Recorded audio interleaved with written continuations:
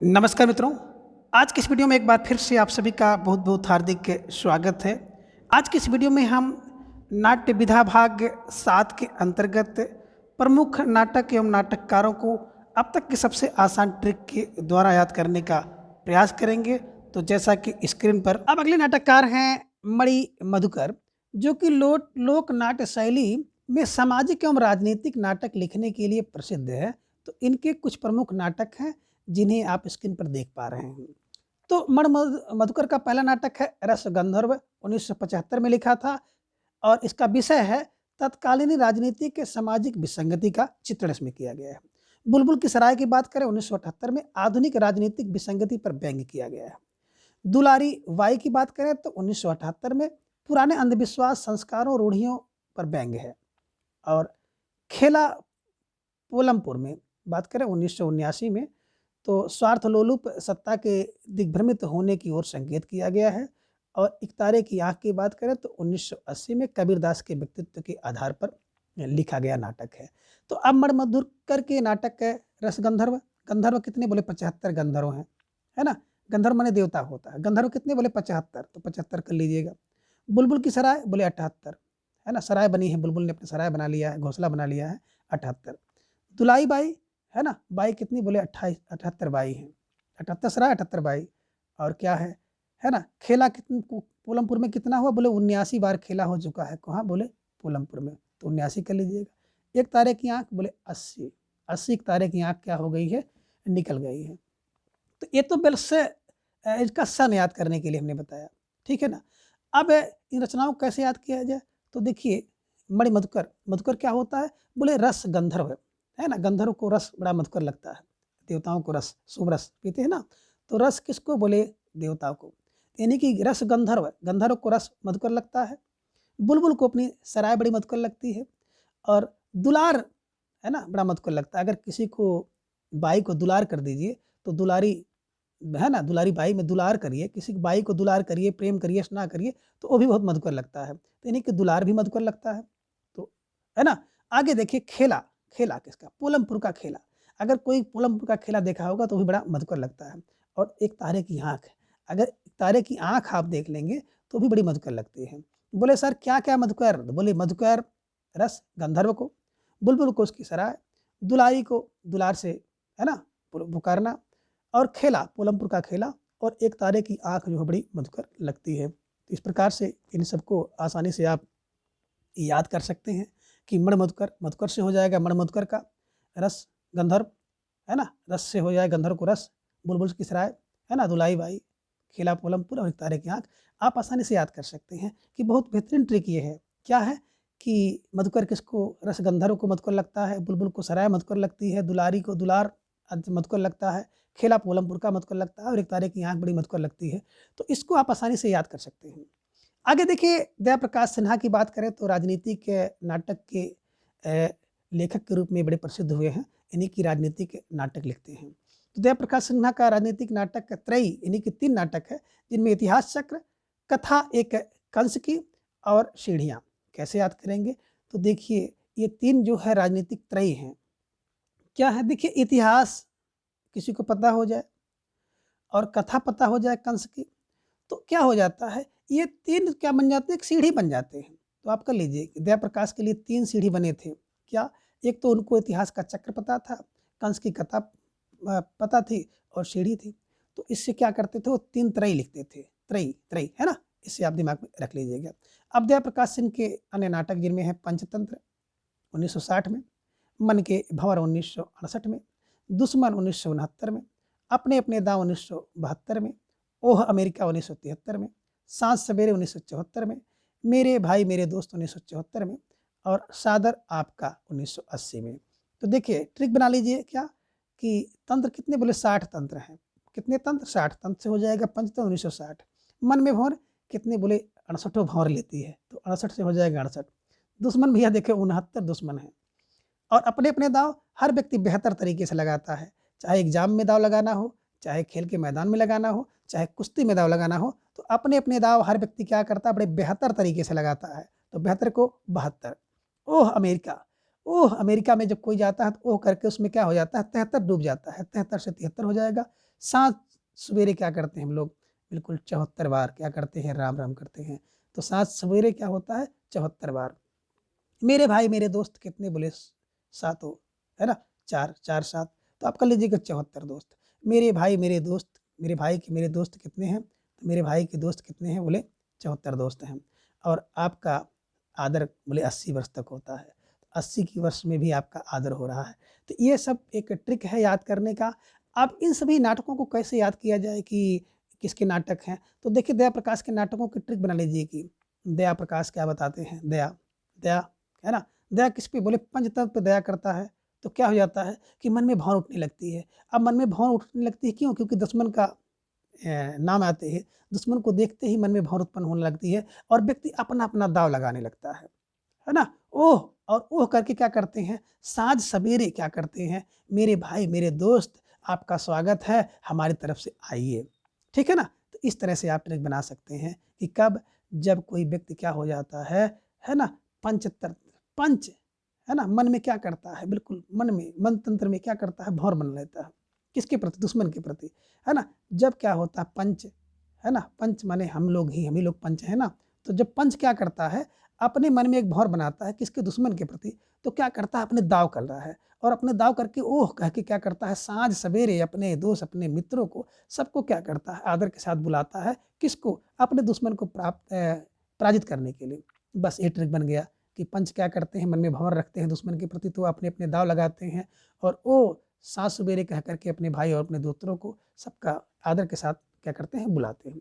बस ऐसे आप दिमाग में रख लीजिएगा, इस तरह से आपको आसानी से याद हो जाएगा।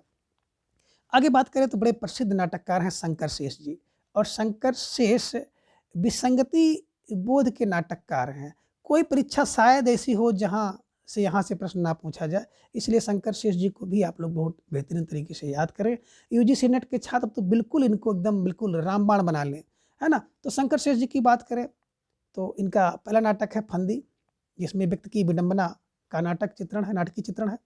घरौदा 1978 में, दफ्तर में कार्यरत युवतियों के जीवन का यथार्थ चित्रण है।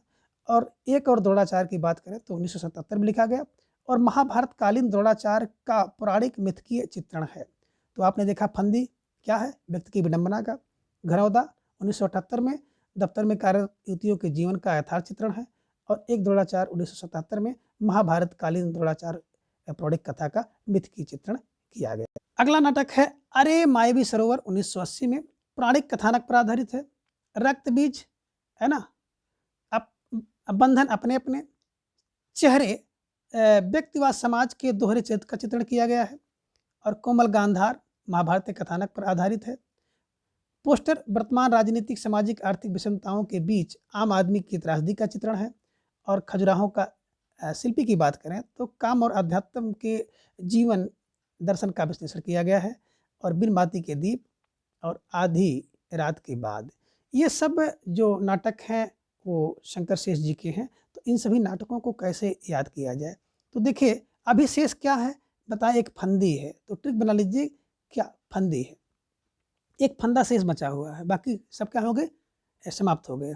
और क्या बचा हुआ? और एक घरौदा शेष है। घरौदा माने घर शेष बच गया होगा कहीं प्रलय में, युद्ध में, भयानक विभीषिका में। तो एक फंदा शेष है और एक घरौदा शेष है।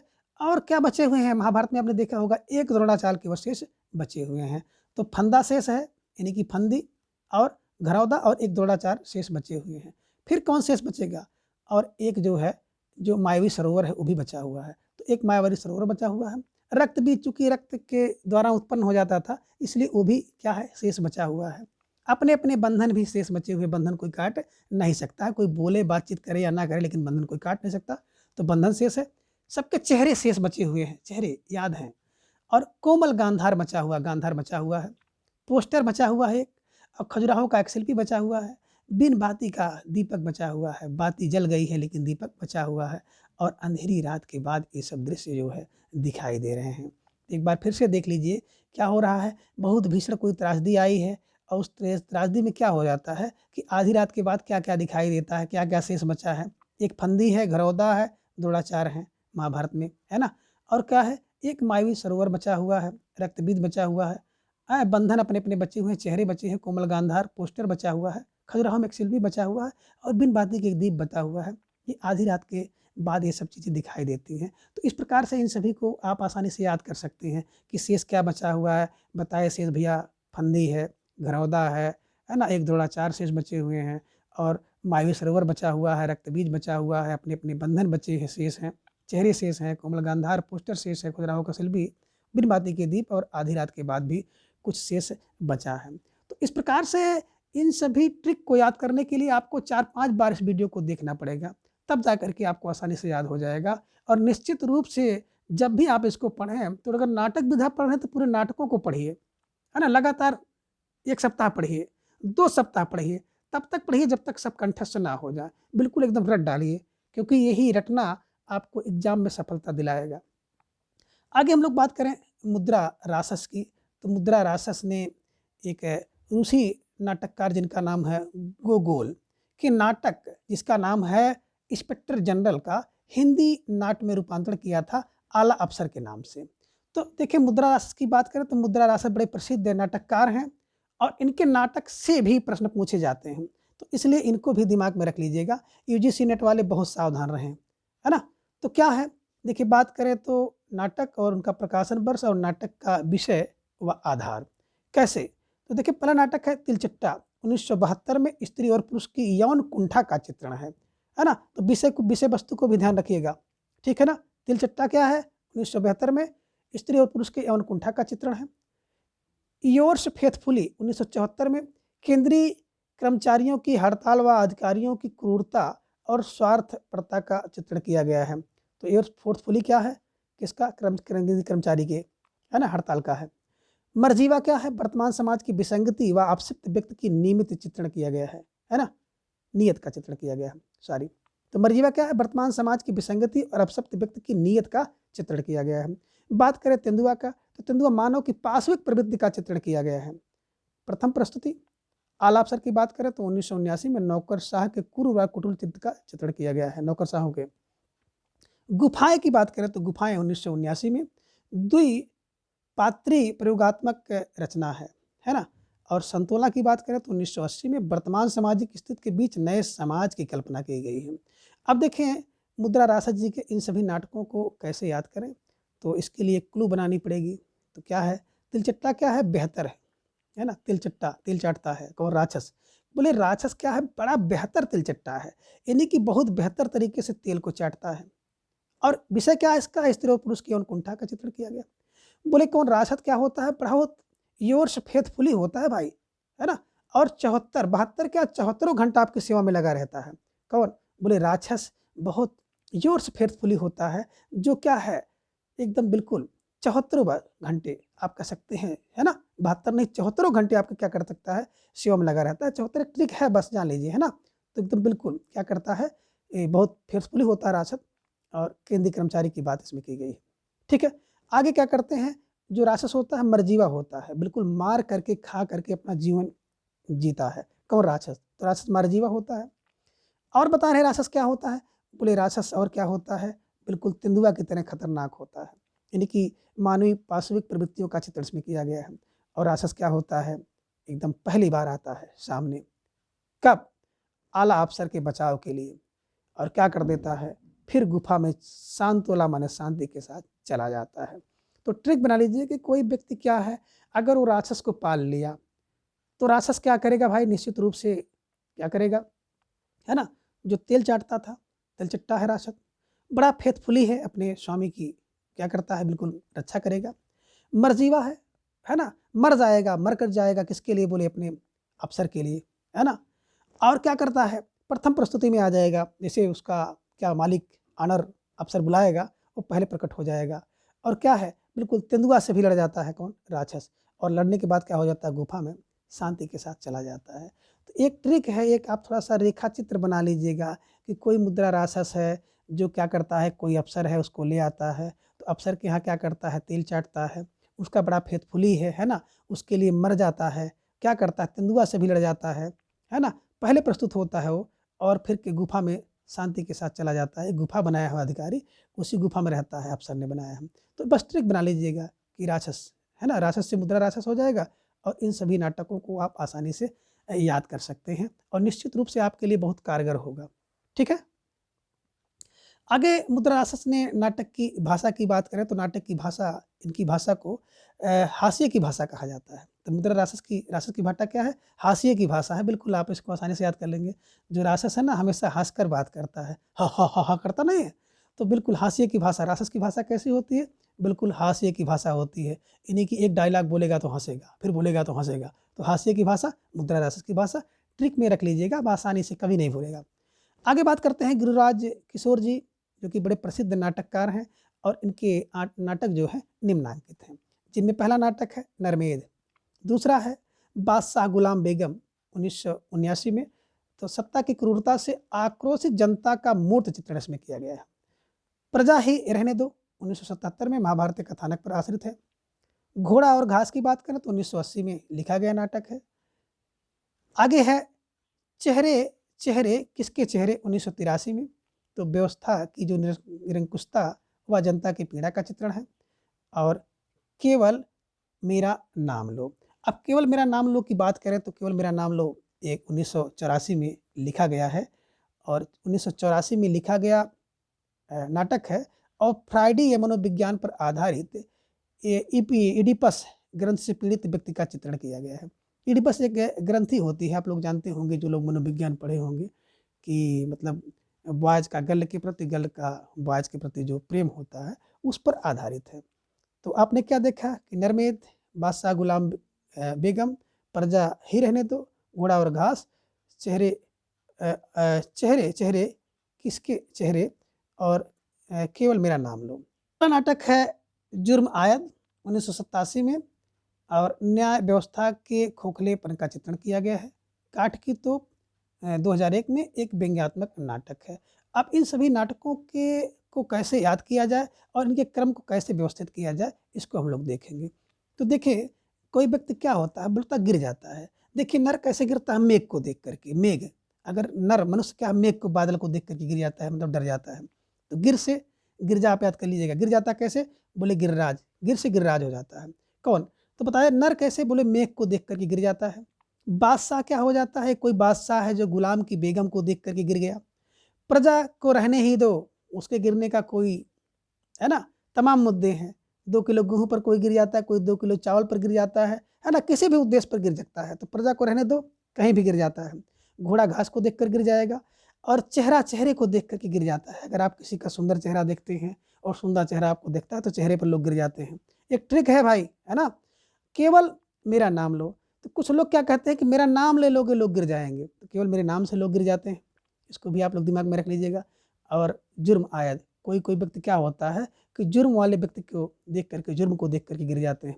और कुछ लोग तो ऐसे हैं जिनको काठ की तोप दिखा दीजिए तो काठ की तोप को देख करके गिर जाते हैं। तो इस प्रकार से एक बार फिर देख लीजिए कि क्या होता है। बोले गिरिराज गिर जाते हैं। नर क्या करता है? मेघ देख कर गिर जाता है। बादशाह गुलाम की बेगम को देख कर गिर जाता है। प्रजा को रहने ही दो, प्रजा तो कुछ भी देख जाए, गेहूँ चावल आटा आज जो मिल जाए उससे गिर जाता है। घोड़ा घास को देख कर गिर जाता है और एक चेहरा दूसरे के चेहरे को देख करके गिर जाता है। और केवल मेरा नाम ले लो, लोग गिर जाते हैं। तो मेरा नाम लेने से लोग गिर जाते हैं और जुर्म को याद करके लोग गिर जाते हैं। जुर्म है ना, कोई जुर्म हुआ हो उसको याद करके लोग गिर जाते हैं। और काठ की तोप दिखा दो तो उससे लोग गिर जाते हैं। तो इस प्रकार से इन सभी ट्रिक की सहायता से आप गिरिराज किशोर जी के सभी नाटकों को, उनके क्रम को, उनके प्रकाशन वर्ष को आसानी से याद कर सकते हैं। अब आगे देखें, गिरिराज किशोर की जो कृति है नरमेघ का संबंध नाट्यगृह रस्तोगी ने लिखती हैं कि नरमेघ वस्तुतः आधुनिक बोध से उपजा इंटेलेक्चुअल नाटक है ना। तो इस प्रकार से इन्होंने इंटेलेक्चुअल इसको कह दिया है। किसने कहा है? नाट्यगृह रस्तोगी जी ने कहा है। किसको कहा है? गिरिराज किशोर जी के नरमेघ नाटक के बारे में इन्होंने कहा है। सन 1979 की बात करें तो प्रकाशित 5वां सवार नाटक किसने? बलराज पंडित जी ने लिखा है और बहुत महत्वपूर्ण है, जिसमें बूढ़े समाज की समस्या पर आधारित ये नाटक है। क्या? 5वां सवार किसका है? बलराज पंडित जी का है और बूढ़े समाज की समस्या पर आधारित है। आगे दूधनाथ सिंह ने उर्वशी और पूर्वा के पौराणिक गाथा पर सन 1900 में एक नाटक लिखा था, यम गाथा। किसका? बोले यम गाथा। किसका? दूधनाथ का। क्या है? पौराणिक है। किस पर है? बोले उर्वशी और पूर्वा के ऊपर लिखा गया है। ठीक है। ललित कुमार सहगल जी की बात करें तो हत्या एक आकार की, इन्होंने नाटक लिखा है। ललित है ना। ललित क्या है, कुमार सहगल हत्या एक आकार का नाटक लिखते हैं। और आगे है शिवमूर्त सिंह ने पूर्वार्ध नाटक की रचना की, शिवमूर्त पूर्वार्ध, है ना। डॉक्टर विनय ने महाभारत के कथानक पर एक प्रश्न मृत्यु, एक प्रश्न पर मृत्यु, किसने बोले, विनय से एक प्रश्न कर दिया तो क्या हो जाएगा, मृत्यु हो जाएगी। आगे असगर वजाहत की बात करें तो इला की आवाज़ नाटक इन्होंने लिखा है, तो है ना। अजगर की आवाज़ जो होती है बड़ी इला टाइप की होती है, इससे आप इसको याद कर लीजिएगा।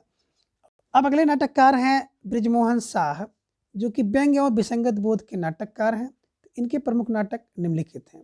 पहला है त्रिशंकु 1973 में, व्यंग्य समस्या का नाटक है। दूसरा है सहे मात 1976 में, विसंगत बोध का नाटक है। तीसरा है युद्धमन 1975 में, युद्ध की विभीषिका, युद्ध का विरोध और युद्ध से विरक्त स्थिति का चित्रण है। कैसे याद करेंगे, तो ट्रिक बना लीजिए बृजमोहन क्या बता रहे हैं। बृजमोहन ने क्या कहा कि त्रिशंकु और सहमयात और युद्धमन, तो क्या कह रहे हैं कि भाई देखिए त्रिशंकु का क्या हो रहा है ना, सहमत है किससे, युद्ध से। तो त्रिशंकु सहमत है किससे, युद्ध से। तो त्रिशंकु का मन किससे सहमत है, बोले युद्ध से। त्रिशंकु से हो गया त्रिशंकु व्यंग्य समस्या, सहमत से हो गया सहमयात और युद्ध से हो गया युद्धमन। तो त्रिशंकु किससे सहमत है, बोले त्रिशंकु युद्ध से सहमत है, किसने, बृजमोहन ने बताया। इससे आप याद कर लीजिएगा।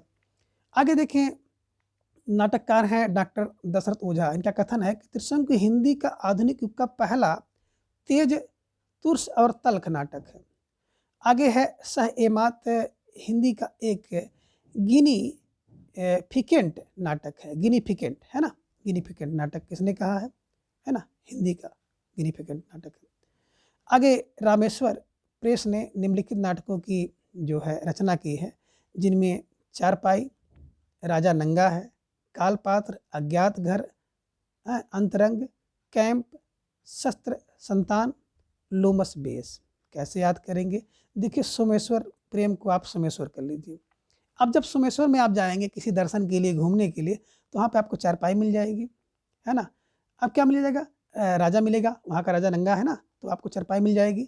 काल पात्र मिल जाएगा, है ना, कुछ देर के लिए रहना चाहोगे तो आपको पात्र वहाँ पे मिल जाएगा। अज्ञात घर मिल जाएंगे और अंतर रंग मिल जाएगा, यानी कि लोगों के साथ आप जुड़ जाएंगे बहुत जल्दी। कैंप मिल जाएगा, शस्त्र मिल जाएगा और क्या मिल जाएगा, और लोमड़ का वेश मिल जाएगा कि लोमड़ी का वेश धारण करके आप वहाँ पर रामेश्वर में घूम सकते हो। तो चारपाई मिलेगी, है ना, रामेश्वर में चारपाई मिल जाएगी। रामेश्वर में राजा नंगा रहता है। काल पात्र मिल जाएगा, अज्ञात घर मिल जाएंगे, अंतरंग मिल जाएंगे, कैंप मिल जाएगा, शस्त्र मिल जाएगा और लोमड़ वेश मिल जाएगा। कहाँ पर, बोले रामेश्वर में, अगर आप प्रेम से जाओगे तो, ठीक है ना। लोमड़ वेश की बात करें तो प्रथम अंग्रेज नाटककार जिनका नाम है बेन जॉनसन के हास्य नाटक द फॉक्स, या आप कह सकते हैं बालपोनी के का हिंदी रूपांतरण है, बालपोनी या द फॉक्स नाटक का लोमड़ वेश, ठीक है, किसका है, रामेश्वर प्रेम का लोमड़ वेश।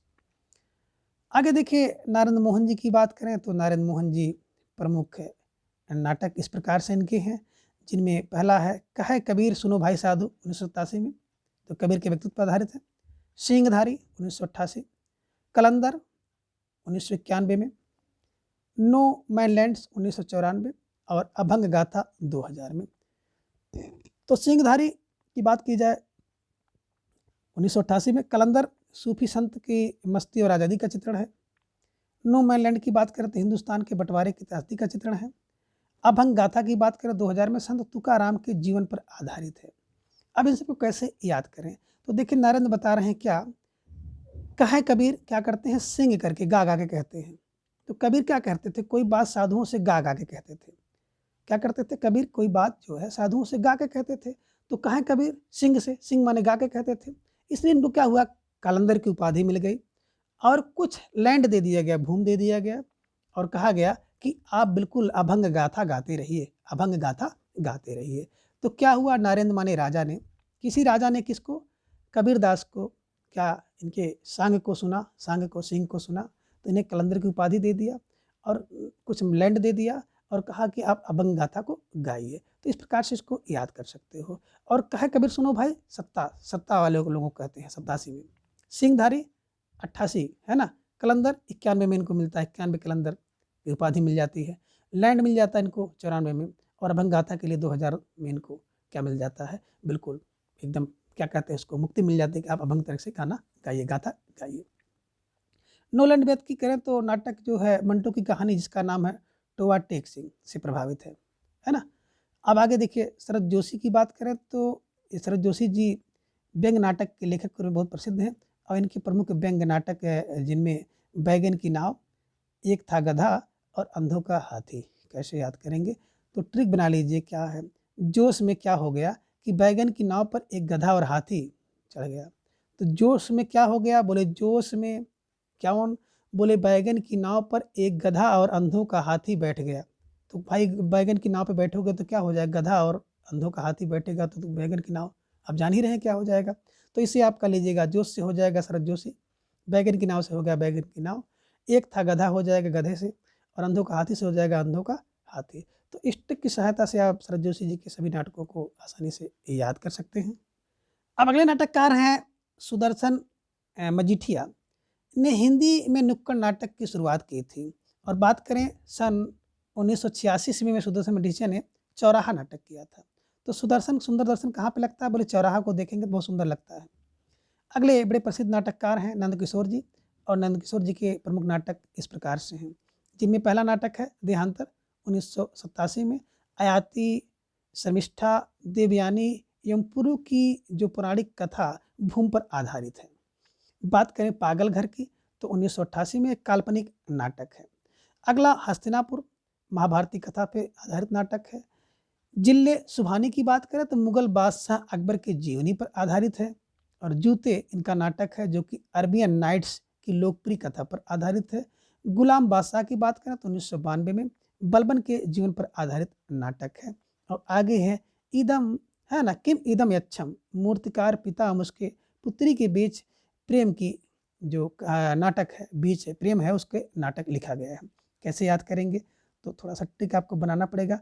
ट्रिक क्या है कि देखिए नंद किशोर बता रहे हैं, क्या बता रहे हैं कि देहांतर, यानी कि जब नंद किशोर क्या हो जाते हैं, देहांत हो जाता है।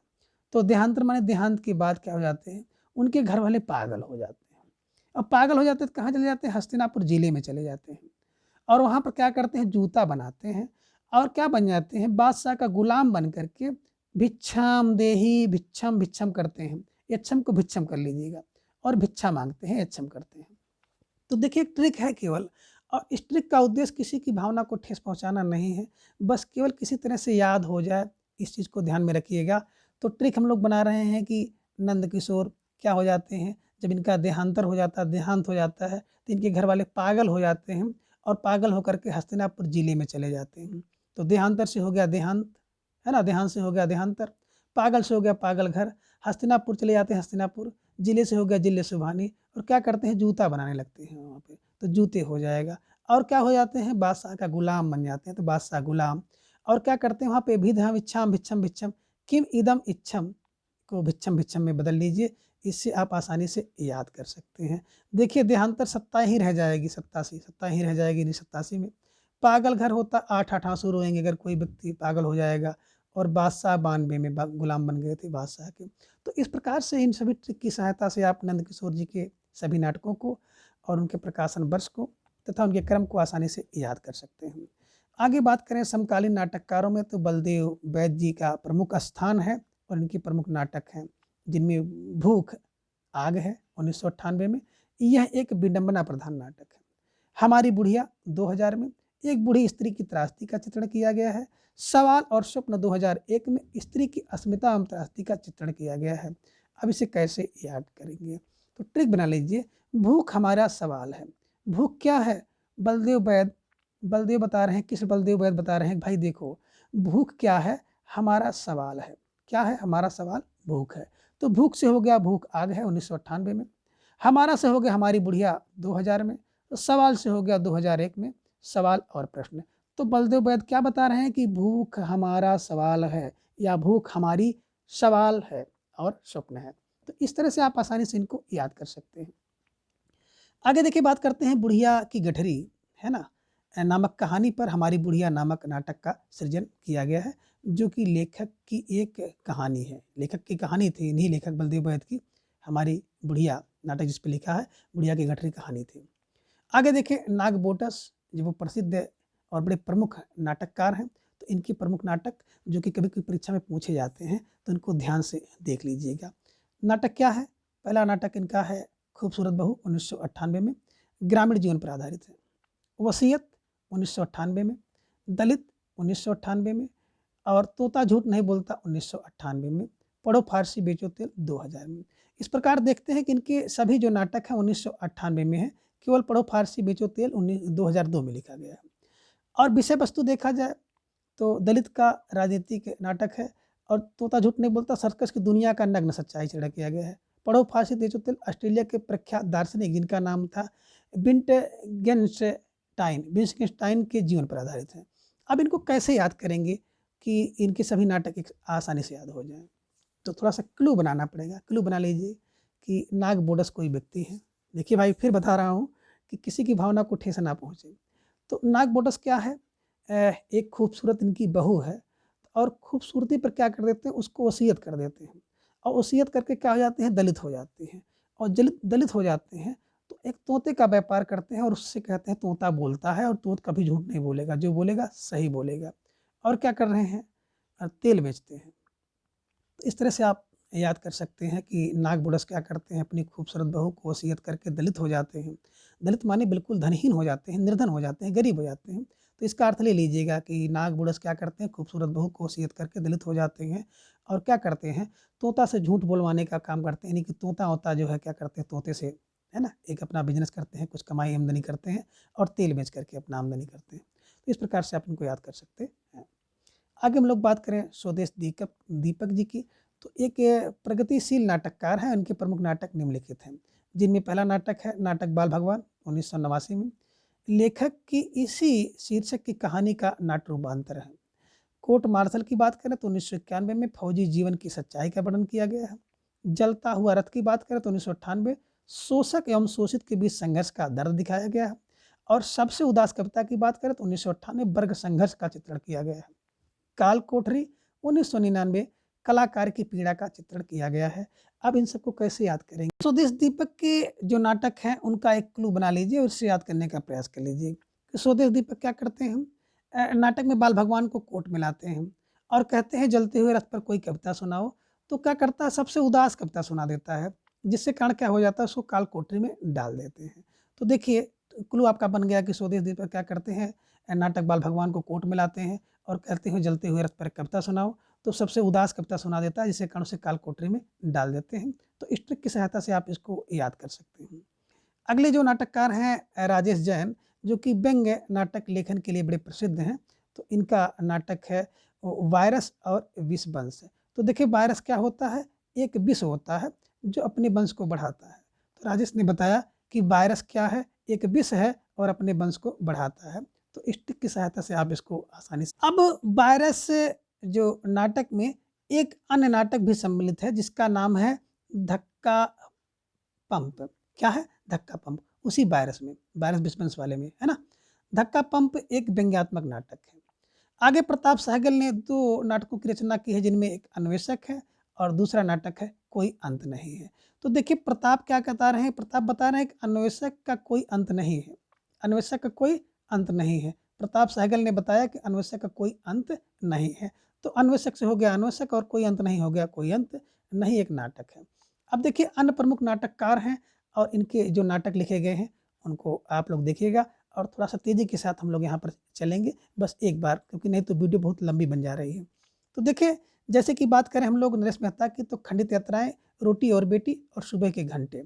तो देखिए नरेश मेहता ने कुछ नाटक लिखा है जिनमें खंडित है ना। तो टिक बना लीजिए कि नरेश क्या करते हैं, खंडित रोटी सुबह को दे देते हैं, सुबह, है ना।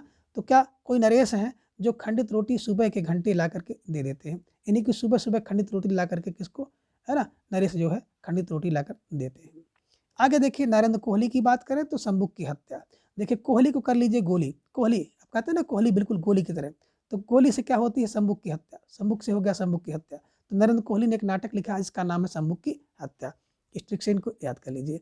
आगे है रमेश चंद्र शाह की बात करें तो मारा जाए खुसरो, है ना। रमेश चंद्र शाह ने कहा कि पकड़ के खुसरो को क्या करिए, मारा जाए, है ना, खुसरो को मारा जाए, बस एक ट्रिक बना लीजिएगा। सुदर्शन चोपड़ा का क्या है, काला पहाड़। तो काला पहाड़ अगर आपको दिखाई दे देगा तो बड़ा सुंदर लगेगा, बड़ा सुदर्शन लगेगा, सुंदर है ना।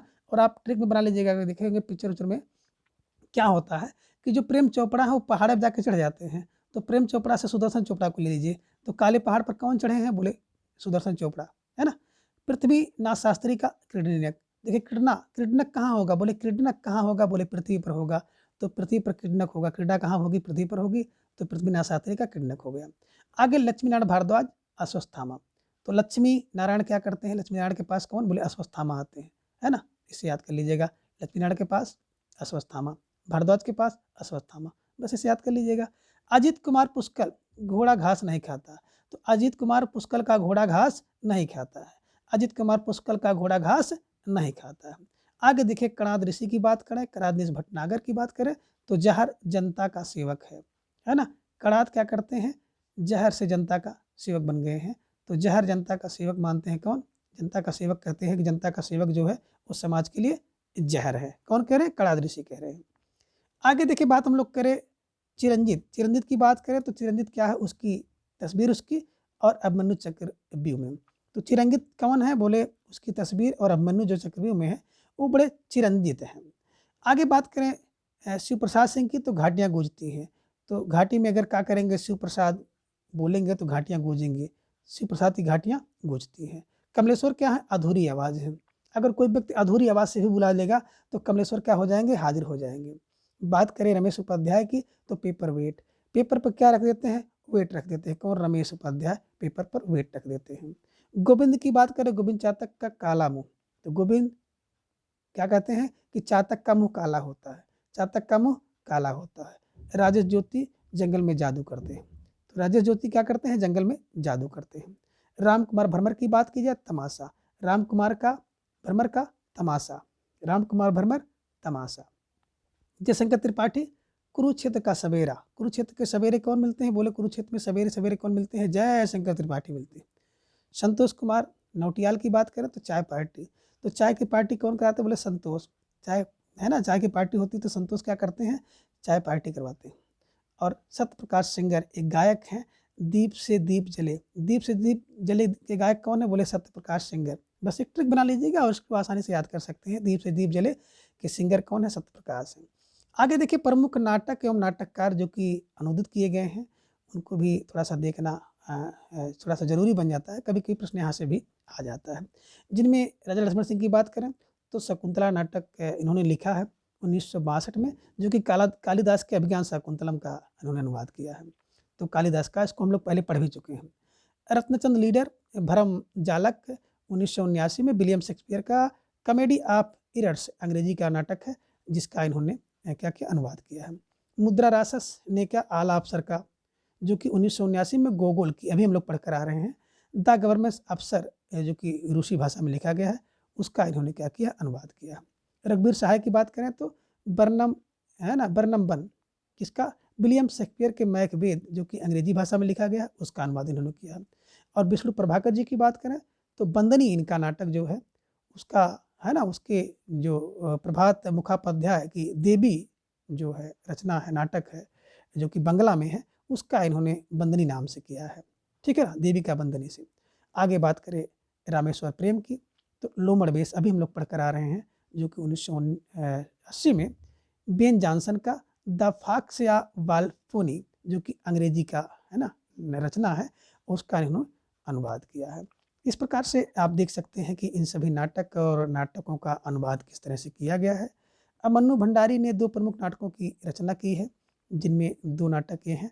पहला है बिना दीवारों का घर 1965 में पति पत्नी के बीच तनाव का चित्रण किया गया है, और दूसरा महाभोज 1982 में इनके उपन्यास जिसका नाम महाभोज है उसका रूपांतरण किया गया है। तो मन्नू क्या बताते हैं, बिना दीवारों का है ना महाभोज नहीं होगा, या आप कह सकते हैं कि मन्नू बिना महाभोज नहीं होगा, तो मन्नू से हो गया मन्नू, बिना से हो गया बिना दीवारों का घर, और महाभोज से हो गया महाभोज। तो ध्यान रखिएगा दीवारों का घर इनका नाटक है और महाभोज इनका उपन्यास भी है और नाटक भी है, और उसी उपन्यास का इन्होंने नाटक में रूपांतरण किया है। कभी कोई प्रश्न बन जाता है। शांति मेहरोत्रा ने 2 नाटक लिखे जिनमें एक अवर दिन और दूसरा होता है ठहरा हुआ पानी।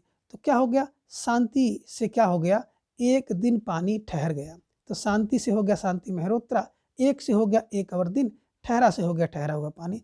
तो कह रहे हैं कि शांति से एक और दिन जो है पानी ठहरा हुआ है। तो शांति से हो गया शांति मेहरोत्रा, एक और दिन, और दूसरा ठहरा हुआ पानी, इनके दो प्रसिद्ध नाटक हैं। अब देखिए मृदुला गर्ग जी की बात करें तो इन्होंने भी कुछ नाटकों की रचना की है, जिनमें एक और अजनबी 1978 में स्त्री पुरुष के संबंध का चित्रण है। जादू का कालीन 1993 में बधुआ मजदूर बच्चों की विवशता और त्रासदी का चित्रण है।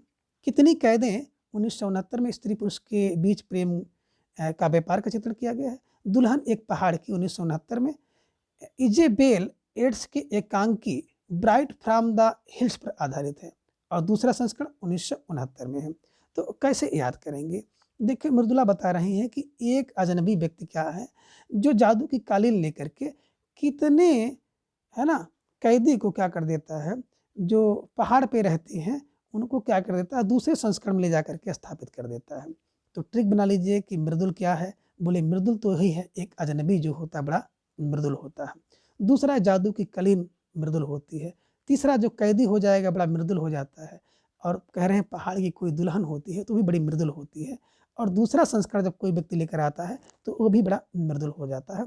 इससे आप आसानी से याद करने का प्रयास करिएगा कि मृदुल अजनबी, जादू की कालीन मृदुल होती है, कितने कैदी जब कैद हो जाते हैं मृदुल हो जाते हैं, पहाड़ की दुल्हन यानी कि दुल्हन जब आती है बड़ी मृदुल रहती है पहले ना, और दूसरा संस्करण भी मृदुल रहता है।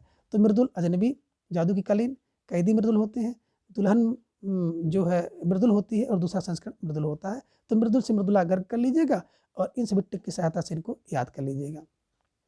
अब मृदुल गर्ग के 3 नाटक जिनमें कैदी, कितने कैदी, दुल्हन एक पहाड़ है, एक पहाड़ की, और दूसरा संस्करण एक ही जिल्द में 3 कैदों 1969 में प्रकाशित किया जा चुका है। अब मृणाल पांडे जी की बात करें तो नाटक सामाजिक संदर्भों में अनुप्रेरित है जो निम्न है, जिनमें जो राम रच रखा, मौजूदा हालात को देखते हुए, आदमी जो मछुआरा नहीं था। अब देखिए मृणाल पांडे जी की बात करें तो इनके 3 नाटक हैं, जिनमें पहला है जो आदमी जो राम रच रखा, मौजूदा हालात को देखते हुए, और आदमी जो मछुआरा नहीं था। तो कैसे? तो मृणाल ने क्या बताया कि जो क्या है मौजूदा हालत है ना, वो आदमी मछुआरा बन गया। तो आप कह सकते हैं कि जो राम ने रच रखा उसकी हालात को देखकर आदमी क्या बन गया, मछुआरा बन गया। दुख मृणाल क्या बता रहे हैं कि जो राम ने रच के रखा था उसी हालत के चलते आदमी क्या बन गया, मछुआरा बन गया। तो मृणाल क्या बता रही हैं, जो राम ने रचा है उसका क्या हुआ, उसकी मौजूदा हालत को के कारण क्या हो जाता है, आदमी मछुआरा बन जाता है। कि जो राम ने रचा था उस हालत के कारण आदमी मछुआरा बन जाता है, आदमी मछुआरा बनने का नाटक करता है। तो जो से हो गया जो राम रच रखा, मौजूदा से हो गया मौजूदा हालत को देखते हुए दूसरा नाटक है, और आदमी जो मछुआरा नहीं था इनका तीसरा नाटक है, जो कि 1900 पहला देखा जाए मौजूदा 1979 में, दूसरा राम रच रखा 1981 में, और तीसरा जो आदमी मछुआरा नहीं था 1983 में। आगे देखिए शोभा भूटानी का एक नाटक है शायद हाँ, है ना। कोई चीज़ अगर शोभा से आप पूछेंगे जो कि भूटानी है तो हाँ कह देंगे, शोभा का शायद हाँ होगा। कभी कभी हम लोग कोई काम करते हैं और कहते हैं कि उनसे पूछ लो, तो कहते हैं हाँ उनका भी शायद हाँ होगा। तो शोभा भूटानी का शायद हाँ होगा, हाँ उनका शायद हाँ एक नाटक है। आगे कुसुम कुमार महिला नाटककारों में सर्वाधिक संख्या में नाटक लिखी हैं। इनके नाटक इस प्रकार से हैं, देखिए बड़ी नई नाटक की रचनाकार मानी जाती है, यानी कि महिला नाटककार हैं, और ढेर सारे नाटक इन्होंने लिखे हैं, जिनमें संस्कार को नमस्कार, ओम क्रांति क्रांति, सुनो शेफाली, दिल्ली ऊंचा सुनती है, रावण लीला, मादा मिट्टी, पवन चतुर्वेदी की डायरी, सलामी मंच एवं लश्कर चौक। कैसे याद करेंगे? तो देखिए कुसुम क्या करते हैं, संस्कार को नमस्कार करते हैं। देखिए अगर किसी का संस्कार हम लोग करते हैं तो कुसुम लाते हैं, फूल चढ़ाते हैं। ओम क्रांति की आवश्यकता आती है तो कुसुम चढ़ाते हैं। शेफाली कुसुम लाती है, शेफाली कुसुम लाती है। दिल्ली ऊंचा सुनती है तो कुसुम को लाओ, कुसुम लाओ। रावण की लीला, देखो अब तक रामलीला होती थी तो अब रावण की लीला हो रही है, रावण लीला, कौन बोले, कुसुम। मादा मिट्टी, मिट्टी में कौन बोले, किस्म उत्पन्न होते हैं। और पवन चतुर्वेदी की डायरी, है ना, तो पवन बोले कुसुम से, है ना, हिलते हैं, लहराते हैं। सलामी हम लोग मंच पे देते हैं तो कुसुम भेंट करते हैं। लश्कर चौक में लश्कर लगी हुई है कुसुम के लिए, फूल के लिए। तो इस प्रकार से आप देख सकते हैं कि कुसुम संस्कार को नमस्कार करती हैं, ओम क्रांति में कुसुम होती है, सुनो से पाले में कुसुम है, दिल्ली ऊंचा सुनती है कुसुम है ना, रावण लीला में कुसुम है, मादा मिट्टी में कुसुम निकलता है, पवन से कुसुम हिलते हैं, हाँ, मंच पे सलामी करते हैं तो कुसुम देते हैं, और चौक पे लश्कर लगी हुई है कुसुम के लिए, फूल के लिए। तो लश्कर चौक जो नाटक है पांडे बेचन उग्र की कहानी, जिसका नाम था खुदाराम से प्रभावित है, यानी खुदाराम कहानी से प्रभावित होकर इन्होंने लिखा है। आगे बात करें त्रिपुरारी शर्मा की, तो काठ की गाड़ी एवं बाज घाटी नामक रचना इन्होंने किया है। तो त्रिपुरारी क्या करते हैं, काठ की गाड़ी और बाज घाटी, इन्होंने 2 नाटक लिखा है। गिरीश रस्तोगी 2 मौलिक नाटक जिनमें असुरक्षित और मुझे मत मारो, है ना। गिरीश क्या कह रहे हैं कि मैं बहुत असुरक्षित हूँ इसलिए मुझे मत मारो, असुरक्षित हैं और मुझे मत मारो, ऐसा कहती हैं कि गिरीश असुरक्षित मुझे मत मारो, है ना। आगे प्रतिभा अग्रवाल जी की बात करें तो इनके द्वारा लिखा गया जो नाट्य है जिसका अनुवाद किया गया है, जिनमें मूल जो लेखक है बादल सरकार, तो उनका नाट्य अनुवाद इन्होंने किया है। क्या है, एवं इंद्रजीत, सारी रात, अबू हसन, पागल घोड़ा, बड़ी बुआ जी, घेरा, राम श्याम जदू और बल्लभपुर की रूप कथा।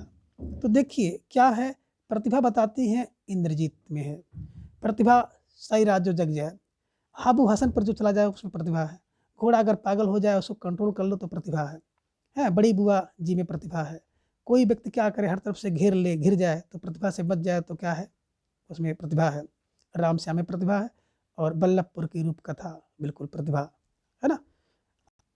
और प्रेमचंद के गोदान का भी इन्होंने नाट्य अनुवाद किया है। अमृतलाल नागर के जो नाटक है सुहाग के नूपुर, इसका भी इन्होंने नाट्य अनुवाद किया है। और आगे जो है ESL भद्रप्पा का वंश वृक्ष, इसका भी इन्होंने नाट्य रूपांतरण किया है। तो इस प्रकार से प्रतिभा अग्रवाल जी ने ढेर सारे लेखकों को जो रचनाएं हैं उसका इन्होंने जो है अपने नाट्य में रूपांतरण किया है। आगे देखिए गिरीश रस्तोगी जी द्वारा नाट्य रूपांतरण किया गया, जिनमें श्री लाल शुक्ल का राग दरबाली, और इसका जो इन्होंने रूपांतरण किया है रंगनाथ की वापसी, कई बार परीक्षा में पूछा गया है। तो रंगनाथ की वापसी किसका है, बोले गिरीश रस्तोगी का है ना। तो मूल जो है किसका था, बोले श्री लाल शुक्ल का था, राग दरबारी नाम था, और इस पर जो है रंगनाथ की वापसी नाम से गिरीश रस्तोगी ने लिखा। आगे हजारी प्रसाद द्विवेदी जी का जो नाटक था बाण भट्ट की आत्मकथा, तो बाण भट्ट की आत्मकथा को भी गिरीश रस्तोगी ने रूपांतरण किया है, और बाण भट्ट की आत्मकथा नाम से ही किया गया है। तो इस प्रकार से इन सभी जो नाट्य है, नाट्य रूपांतरण है, उसको आप याद कर सकते हैं। आगे देखिए हिंदी के प्रमुख गीत नाट्य एवं काव्य नाट्य कुछ लिखे गए हैं जो निम्नलिखित हैं। निराला की बात करें तो पंचवटी प्रसंग जो गीत नाट्य है, जयशंकर प्रसाद का करुणालय, है ना, सुमित्रानंदन पंत का रजत शिखर और शिल्पी, हम लोग इसको पढ़े भी हैं कि शिल्पी क्या करती, रजत के साथ कहाँ पर शिखर पर जा कर के पंत के गीत गाती है ना। भगवती चरण तारा, तारा को हम लोग गाए थे, तारा जो है गीत गाता है। धर्मवीर भारती हम लोग गाए देखे थे ना कि धर्मवीर क्या करता है, अंधे के गीत गाता है, अंधा धर्मवीर के गीत गाता है। लक्ष्मी नारायण सूखा सरोवर की बात हम लोग करते हैं ना, सूखा सरोवर होता लाल, कितने बोले 60 सरोवर लाल थे, ये भी गीत है। दुष्यंत एक कंठ बिस्पाई, ये भी क्या है, गीत नाट्य है। भरत भूषण अग्रवाल का अग्निलेख, ये भी गीत नाट्य है, और अग्निलेख के विषय की बात करें तो राम के जीवन पर आधारित है, ठीक है ना। आगे की बात करें, आगे जो है उत्तर प्रियदर्शी सम्राट अशोक के जीवन पर लिखा गया है, तो आगे जी ने लिखा है उत्तर प्रियदर्शी गीत नाट्य है। विनोद रस्तोगी जी ने लिखा है सूतपुत्र। आगे देखिए डॉक्टर विनय की बात करें तो एक प्रश्न मृत्यु महाभारत की कथानक पर आधारित है, और इसको डॉक्टर विनय जी ने लिखा है। आगे वीरेंद्र नारायण जी की बात करें तो सूरदास इन्होंने लिखा है जो कि एक नाटक है। अब हिंदी के प्रमुख नाटक एवं उनके पात्र थोड़ा सा हम लोग देख लेंगे, और अंत भी इसी में नाटक विधा का हो जाएगा। तो जैसा कि आप देख रहे हैं नाटककार, नाटक पुरुष और स्त्री पात्र, मोहन राकेश का आषाढ़ का दिन, ये आप इसको ट्रिक से पढ़ भी चुके हैं कि कभी क्या हो गया, माद गया किस पे, बोले अंबिका और मल्लिका पर, क्या हो गया था, माद गया था। तो प्रिय क्या कर गया, तो प्रिय कौन, प्रिय गुमंजरी क्या करती है, रंगनी और संगनी के साथ आ जाती है। तो मोहन राकेश का नाटक क्या है, आषाढ़ का एक दिन, है ना। क्या होता है, कभी माँ जाता है, का से हो गया कालिदास, बी से हो गया विलोम, माँ से हो गया मातुल, दा से हो गया दंतुल, किस पर, अंबिका और मल्लिका पर। तो क्या हो जाता है, प्रिय गुमंजरी क्या करती है, रंगनी और संगनी के साथ आ जाती है। इससे आप याद कर लीजिएगा। मोहन राकेश का दूसरा है लहरों के राजहंस। तो लहर कब आती है, बोले तिरछी तिरछी आती है, 63 की बात करते हैं। कहाँ, बोले है नंद के घर। कब, जब श्याम जी का जन्म होता है, कृष्ण जी का जन्म होता है, तो नंद के घर क्या हो जाता है, आनंद की लहर आ जाती है ना। तो नंद, श्यामांग, आनंद। तो क्या हो जाता है, अलका क्या करती है, बिल्कुल अलका सुंदरी जो है बिल्कुल एक लक मान करके क्या करती है, मैत्री कर लेती है। ठीक है ना। आधे अधूरे की बात करें तो 1969 में लिखा गया है ना। मोहन राकेश जी का नाटक है। और हम लोग पढ़े थे महेंद्र सिंह सिंघानिया, अशोक जगमोहन, है ना। और क्या करते हैं, सावित्री और जुनेजा जो है किन्नी और बिन्नी को तैयार करते हैं, जो कि आधे रूप से तैयार है तो उनको पूरे रूप से तैयार करते हैं। हम लोग ये पढ़े थे। विष्णु प्रभाकर की बात करें तो डॉक्टर इनका नाटक है। सतीश चंद्र इसके प्रमुख पात्र हैं और डॉक्टर अनिला और मधुलक्ष्मी इसकी स्त्री पात्र हैं। तो डॉक्टर कौन है, सतीश चंद्र, डॉक्टर अनीता और मधुलक्ष्मी के साथ निवास करते हैं, उनके नाटक में मिलते हैं। भीष्म, देखिए भीष्म साहनी का हानुस है। और हानुस के जो प्रमुख पात्र हैं, हानुस है, पादरी है, एमिल है और जेकब है। और स्त्री पात्र में है कात्या और पान्या। तो कैसे याद करेंगे, देखिए भीष्म बता रहे हैं कि हानुस, हानुस माने खानुस कोई व्यक्ति है तो खानुस होगा, पादरी होगा, एमिल है और जेकब है। ये सब बड़े खड़ूस हैं। कौन, हानुस खड़ूस है, पादरी खड़ूस है, एमिल खड़ूस है और जैकब खड़ूस है। पत्य और पान्या और कात्या इसके प्रमुख स्त्री पात्र हैं। उपेंद्र दास की बात करें तो अंजू दीदी, इसके प्रमुख पुरुष पात्र है श्रीपद और अंजू दीदी खुद, जो कि इसका टाइटल भी है।